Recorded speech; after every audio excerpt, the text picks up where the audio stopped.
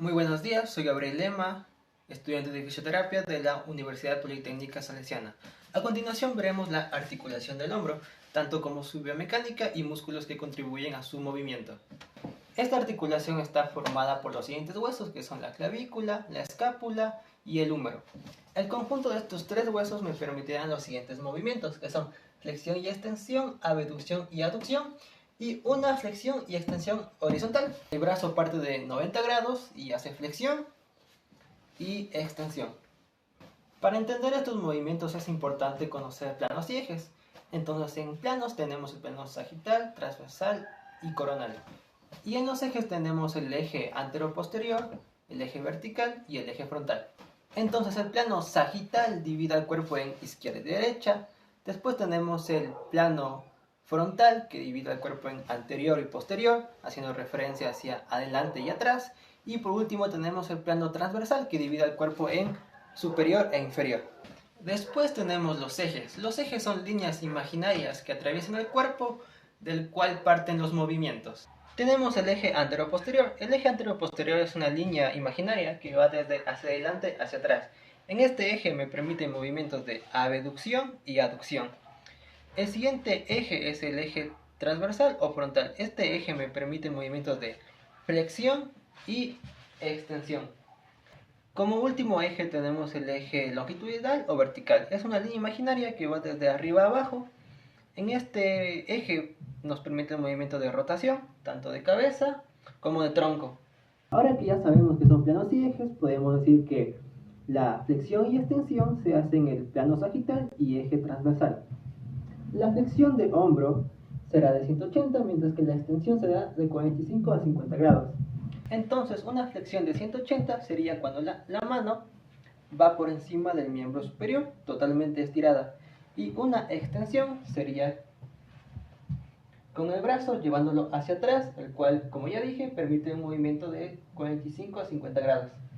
Es importante no confundir flexión y extensión con los movimientos naturales del muñón del hombro. Los movimientos del muñón del hombro son retropulsión y antepulsión. Retropulsión, el muñón del hombro va hacia adelante, y retropulsión, el muñón del hombro va hacia atrás. Aunque los movimientos del muñón del hombro parezcan que hacen una flexión y extensión de brazo, no lo son. Como siguiente movimiento tenemos la aducción. Esta aducción se hace en plano frontal y eje antero-posterior. En este movimiento de aducción, si lo tratamos de realizar desde la posición anatómica, nos daríamos cuenta que nos es imposible, ya que nuestro brazo chocaría contra nuestro cuerpo. Pero encontramos dos particularidades, que son que podemos hacer la aducción en flexión y extensión. Entonces una aducción en flexión se vería así. Hacemos flexión de brazo y nos daríamos cuenta que efectivamente nos permite una abducción relativa de 30 a 45 grados. Por otro lado, una abducción en extensión, llevaríamos el brazo hacia atrás, permitiéndonos solo entre 12 y 15 grados de abducción. Continuando en el mismo plano y eje tenemos la abducción. La abducción sería en este caso de 180 grados. Y recordando el movimiento de flexión, nos daríamos cuenta que tanto la flexión y abducción tienen el mismo punto final, que es de 180 en flexión y 180 en abducción. En esta abducción tenemos una consideración, ya que me dice que a partir de los 90 grados,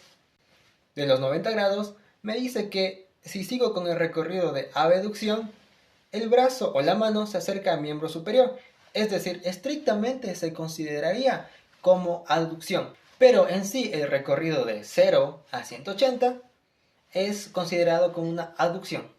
Ahora que somos conscientes tanto de planos, ejes y movimientos, pasaremos hacia músculos y articulaciones que están presentes en los movimientos del hombro. Podemos encontrar tres estadios. Estos estadios me dicen que en una abducción de 0 a 60 grados participa la articulación glenohumeral, de 0 a 120 grados la escapulotorácica, y de 120 a 180 grados es la unión de ambas articulaciones. Además que en esta abducción de 120 a 180 podemos notar que el tronco se inclina levemente hacia el lado opuesto. También encontramos la rotación interna y externa. Si llevamos el codo hacia 90 grados, podremos hacer una rotación interna de 30 grados y una rotación externa de máximo 80 grados, es decir, nunca llegaría a los 90 grados. También tendremos una rotación interna cuando llevamos el brazo hacia atrás. En esta posición la rotación interna será de 100 a 110 grados. Como último movimiento tenemos una flexo-extensión. Esta flexo-extensión se hace en horizontal, es decir, partimos de 90 grados, hacemos una flexión. Esta flexión será de 140 grados. Y cuando hacemos una extensión, es decir, de 90 grados de abducción, llevamos el hombro hacia atrás.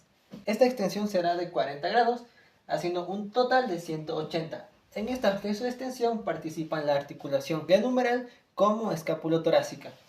Ahora, ¿qué músculos participan en la flexión? En la flexión, cuando es de 180, participan músculos deltoides, subescapular y pectoral mayor y menor. ¿Qué músculos participan en la extensión? En la extensión participan los deltoides, el supraespinoso, infraespinoso, redondo mayor y menor, los romboides y el dorsal ancho. Aquí podemos encontrar una paradoja, llamada la paradoja de Codman. Para la paradoja de Codman le pediremos a nuestro paciente que ya está en bipedestación que abra el brazo o haga abducción. Ahora le pediremos que vuelva el brazo a la posición original de donde salió. Y nos damos cuenta que la palma de la mano mira hacia afuera cuando en una instancia miraba hacia adentro. Como siguiente tema tenemos los movimientos de exploración. Estos movimientos evalúan el alcance de la mano hacia la parte posterior del omóplato. El primer movimiento de exploración que tenemos es la vía anterior contralateral C. Este movimiento evalúa mi abducción horizontal, es decir, mi mano pasa por el frente y tocará mi parte posterior de la escápula. La siguiente vía que tenemos es la vía anterior homolateral, es decir, este movimiento evalúa la rotación externa. Mi brazo pasará por atrás de mi espalda y tratará de tocar la parte posterior de la escápula. Y como última vía de exploración tenemos la vía posterior que evalúa la rotación interna. Esta rotación evalúa 5 puntos desde mi parte posterior. La última vía que tenemos es la vía posterior que evalúa la rotación interna. Esta evaluación consta de 6 puntos específicos. Como punto número 0 tenemos la cara externa del muslo. Como punto número 1 el glúteo. El punto número 2 el sacro. El punto número 3 la zona lumbar. El punto número 4 el borde inferior de la escápula. Y el punto 5 le pediremos al paciente que toque la parte más superior de la escápula. Ya. En el complejo articular del hombro tenemos 5 articulaciones, de las cuales 3 son verdaderas y 2 son falsas. Como verdaderas tenemos la glenohumeral, acromioclavicular y esternoclavicular, y como falsas tenemos la subdeltoidea y escapulotorácica. Estas se consideran falsas ya que como tal sus huesos no se juntan. En la articulación glenohumeral tenemos algunas partes importantes. Tanto la cabeza del húmero como la cavidad glenoidea de la escápula forman una coaptación, haciendo que la articulación se junte. En esta cavidad glenoidea tenemos el rodete glenoideo, que es un anillo fibroso que ayuda a la coaptación de la articulación. ¿Y qué es la coaptación? La coaptación trata de explicar cómo el omóplato y el húmero encajan perfectamente y estos son apoyados por los músculos para que no hay una luxación. Entonces, entendiendo qué es coaptación, tenemos músculos transversales y horizontales que ayudan a esta coaptación. Como coaptadores transversales tenemos a los siguientes músculos. En la vía posterior tenemos al supraespinoso, infraespinoso y redondo menor. Y en la vía anterior tenemos al subescapular y al tendón de la porción larga del bíceps. Ahora en los coaptadores longitudinales tenemos los siguientes músculos. En vía posterior tenemos a los deltoides, porción lateral y porción posterior, y también a la porción larga del tríceps braquial. En la vía anterior volvemos a tener el deltoides, pero esta vez el deltoides anterior, el subescapular y el pectoral mayor. Volviendo a la articulación escapulotorácica, ¿por qué decimos que es falsa? Porque hay un deslizamiento celuloso entre sus estructuras, es decir, entre el serrato anterior y el subescapular, que en este caso sería toda la pared torácica. Entonces, cuando movemos la articulación escapulotorácica, como tal, los huesos no se conectan, sino es más la acción de los músculos haciendo que la escápula se mueva.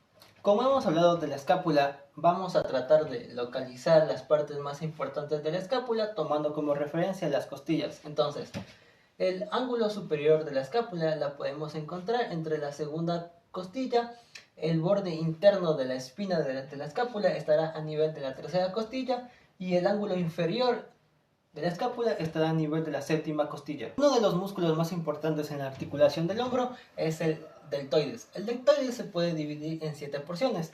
En la anterior tenemos la porción 1 y 2, en la media o lateral la porción 3 y en la posterior tendríamos la 4, 5, 6 y 7. El conjunto de estos músculos y porciones me permiten una abducción. Ahora, como siguiente tema tenemos los músculos rotadores. Estos músculos rotadores también de cierta manera favorecen a la coaptación. Tanto el músculo infraespinoso, supraespinoso y redondo menor evitan la luxación del hombro. Ahora tenemos las 3 fases de la abducción. Como recordarán, existen 3 fases en las cuales van de 0 a 60, de 60 a 120 y de 120 a 180. En estas distintas 3 fases actúan diferentes articulaciones. En la primera fase, que va de 0 a 60, participa la articulación glenohumeral y sus músculos que permiten este movimiento son los deltoides y el supraespinoso. Hay que tener en cuenta que la abducción llega hasta 60, ya que el troquite impacta con la cavidad glenoide haciendo que limite el movimiento. En esta segunda fase, es decir, de 60 a 120, participa la articulación escapulotorácica. Hay que tener en cuenta aquí que la articulación glenohumeral ya se encuentra bloqueada, por lo cual da paso a esta siguiente articulación. En este movimiento participan los músculos como trapecio y serrato anterior. Finalmente tenemos la tercera fase. En esta fase de abducción participa el raquis, es decir, la columna. Cuando damos la abducción, notaremos que nuestra columna tiende a compensar el movimiento y en el caso de hacer abducción con ambas manos, se notará una hiperlordosis. ¿Qué es una hiperlordosis? Es la curvatura natural que tiene la columna. En el caso de la zona lumbar, se le llama hiperlordosis. En estas 3 fases también tenemos músculos que actúan dependiendo de cada fase.